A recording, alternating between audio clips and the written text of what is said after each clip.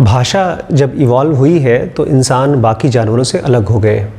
उसी भाषा में दो शब्द हैं, सॉरो और हैप्पीनेस। एक तरफ है दुख और एक तरफ है खुशी। और जिनको भी हम एनलाइटेंड कहते हैं, बुद्ध है या कृष्णमूर्ति है, उन्होंने एक ऐसी हैप्पीनेस या खुशी पाई है जो कभी ख़त्म नहीं होती।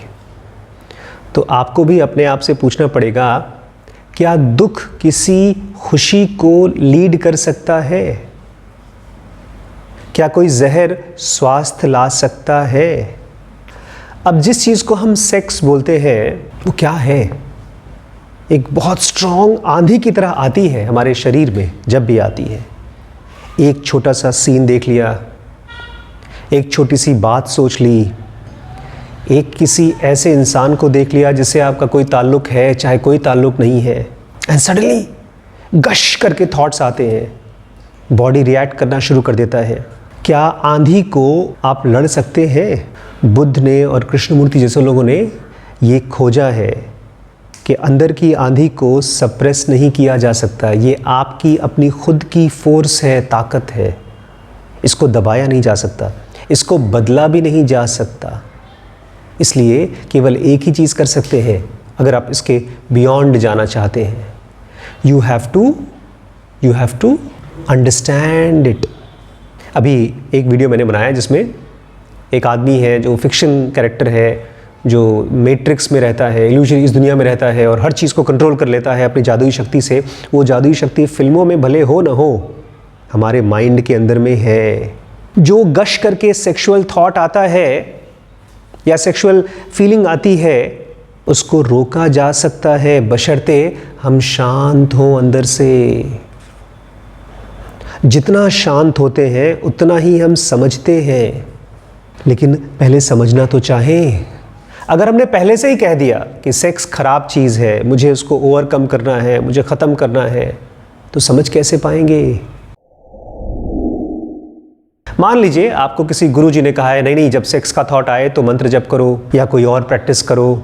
लेकिन एक चीज़ समझिए, जो चीज़ समझ में नहीं आती है, जो चीज़ आधी अधूरी होती है, जो चीज़ कंफ्यूजिंग होती है, वो बार बार आती रहती है। जब जगते हैं तो थॉट्स के और फीलिंग्स के रूप में, और जब सोते हैं तो डरावने सपने के रूप में, क्योंकि वो आधी अधूरी समझी गई चीज़ है। अभी सुबह सुबह रिम्पी मुझे एक कोई महल दिखा रही थी। महल सबसे दुनिया का सबसे हॉन्टेड प्लेस है। भानगढ़ के बारे में बात कर रहे थे। भानगढ़ फोर्ट के बारे में कहा जाता है दुनिया का, पूरे एशिया का सबसे हॉन्टेड प्लेस है, वो किला है। भूत प्रेत लोग मानते होंगे वहाँ पर है। मैं रिम्पी से कह रहा था, प्लेस तो तब हॉन्टेड होगा जब उसमें भूत होंगे, और भूत भी तब हॉन्टेड होगा जब हम उसको नहीं समझते होंगे। जो चीज़ समझ में नहीं आती वो होती है हॉन्टेड। आपकी सेक्सुअलिटी भी आपको हॉन्ट करती है। आपको कहानी याद है जिसमें विवेकानंद, उनको किसी ने बताया कि उस बड़े से पीपल के पेड़ के ऊपर भूत बैठा है, तो उन्होंने क्या किया था? याद है तुम्हें? नहीं पता? वो चले गए पेड़ पर, रात भर पेड़ पे बैठे रहे चेक करने के लिए कि भूत होता कैसा है।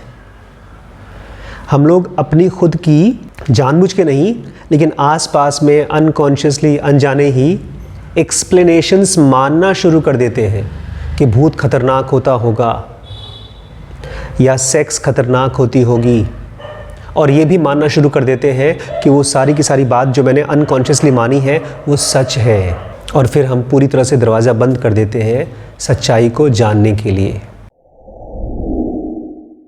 तो फिर कैसे समझा जाए? केवल एक ही तरीका है। अगर मुझे इस लड़के को समझना है तो मैं इससे डर के, ना ही तो इसको डरा के समझ सकता हूँ। कैसे समझ सकता हूँ? प्यार से। जब ये मुझसे डरेगा नहीं तो मेरे सामने ऐसी हरकतें करेगा जो ये बहुत बार खुद भी नहीं जानता होगा। आपकी बॉडी अगर सेक्सुअलिटी में जाती है, जितना ज़्यादा काम, जितना ज़्यादा प्यार से आप उसमें जाएंगे, प्यार से, वॉयलेंस से नहीं। इनफैक्ट आप सेक्स से शायद इसीलिए डरते हैं क्योंकि सेक्स में बहुत ज़्यादा वॉयलेंस होता है। हस्बैंड वाइफ एक दूसरे को प्यार नहीं कर पाते क्योंकि अंदर का वॉयलेंस है। हम खुद डरते हैं समझते नहीं हैं, और जब हस्बैंड वाइफ मिलते हैं तब जो हमारा रवैया होता है सेक्स में एकदम घिनौना वाला होता है। लेकिन उसमें जाइए ऐसे जैसे गहरी झील, जैसे खूबसूरत बारिश।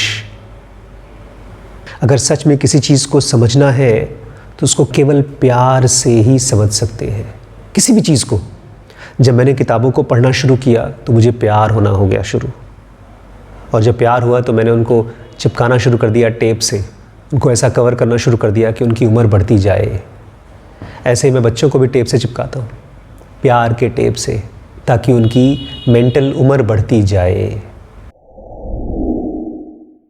और पता है क्यों प्यार हेल्प करता है किसी भी चीज़ को समझने के लिए? क्योंकि प्यार का मतलब है डायरेक्ट कम्युनियन। फ़िलहाल ये लड़का और मैं दोनों अलग अलग हैं, लेकिन जहाँ बहुत गहरा प्यार होता है वहाँ वही वाली कहानी होती है, नानक वाली, जहाँ नानक शेख साहब के साथ क्या हुआ था? डायरेक्ट कम्युनियन, दोनों का माइंड एक हो गया। देखा नहीं बहुत बार हस्बैंड वाइफ या माता पिता या भाई भाई जो लोग भी साथ में रहते हैं एक दूसरे की सेंटेंसेस को पूरा करना शुरू कर देते हैं। सामने वाला एक आधा सेंटेंस बोलता है, उसको पूरा ये कर देता है। क्यों? क्योंकि दोनों के माइंड का कम्युनियन होना शुरू हो गया है। और लव मतलब कम्युनियन। अगर आप सेक्स को भी समझना चाहते हैं तो सेक्स के फोर्स के साथ आपका वननेस होना चाहिए, कम्युनियन होना चाहिए। यही तो मैट्रिक्स में नियो बोलता है that you are the one. इस मैट्रिक्स के साथ द वन हो गए हैं। और अगर आप किसी चीज़ के बारे में पहले से कंक्लूजन बना के बैठे हैं कि वो अच्छी है या ख़राब है, या आपके पास कुछ आइडियाज़ हैं जो आपने कहीं से उधार ले लिया है, तो उसको आप कभी प्यार नहीं कर सकते। एक बाप अपने बेटे से प्यार नहीं कर पाता क्योंकि उसके आइडियाज़ फिक्स्ड हो जाते हैं कि ये नालायक है, या वाइस वर्सा ये लायक है, तब भी प्यार नहीं कर पाता। तब वो उसके टैलेंट को प्यार करता है। जैसे ही टैलेंट गया, वो बच्चा और वो बाप के बीच में गैप आना शुरू हो जाता है प्यार में। और जिस आदमी ने ये कसम खा लिया कि हम 2 दिन 4 दिन 10 दिन महीना साल भर तक सेक्स नहीं करेंगे, वह आदमी कैसे सेक्स को प्यार करके समझ सकता है? आपने तो उसके खिलाफ कसम खाई है। ये तो ऐसे ही है जैसे मैं अपने बच्चे को कसम खा लेता हूं कि आज से मैं तुझे देखूंगा नहीं, तो उसको समझ कैसे पाऊंगा? और एक कमाल की चीज़ और बहुत ही शॉकिंग चीज़ बताऊं, एक कसम पता है क्या होती है? एक तरह की रेजिस्टेंस होती है, लड़ाई होती है अपने अंदर में ही, क्योंकि कसम हमने खुद ही खाई है। हमारा ही शरीर सेक्स करना चाहता है और हम ही कसम खाते हैं। और जिस चीज़ से हम रेजिस्ट करते हैं, बाहर तो छोड़िए, अगर अंदर जिस चीज़ से रेजिस्ट करते हैं वो चीज़ आपके ऊपर हावी पड़ जाती है। इसलिए जो लोग भी जिस कसम को खाते हैं अल्टीमेटली कसम तोड़ते ही तोड़ते हैं। जैसे आपके साथ होता है, आप हर 2 या 3 दिन में अपनी अंदर की कसम को, वाव को तोड़ देते हैं, क्योंकि आप ही ने अपने खिलाफ एक स्ट्रैटेजी बना करके लड़ाई कर रहे हैं खुद से। और सच्चाई, ट्रूथ, गॉड, ये जीतने वाली चीज़ें हैं, कॉन्कर करने वाली चीज़ें हैं। लड़ाई करके अगर इसको पकड़ने की कोशिश करेंगे तो पानी की तरह है, आपके हाथ से स्लिप हो जाएगा। ट्रूथ तो चुपके से आता है। आप आखिरी बार मुस्कुराए कब है? कब ऐसे ही खुशी आ गई बिला वजह? साइलेंटली आती है। ट्रूथ भी ऐसे ही चुपके से आता है, जैसे नींद आती है, कभी बताती है, खबर दे के आती है। तो जो भी चीज़ें आप जानते हैं ट्रूथ के बारे में, रिलीजन के बारे में या सेक्स के बारे में, वो सच्चाई नहीं है। वो केवल एक सिंबल है, एक फ़ोटो है। फ़ोटो रियलिटी नहीं है। जिस दिन आप अपने बॉडी के फोर्स को समझेंगे, उस दिन केवल आप मुस्कुराएंगे, उस दिन आप मालिक होंगे। आप कभी बात भी नहीं करेंगे, आप ऐसी बातें नहीं करेंगे कि मुझे इसको जीतना है, मुझे कॉन्कर करना है, क्योंकि तब आप उससे बहुत ऊपर उठ चुके होंगे।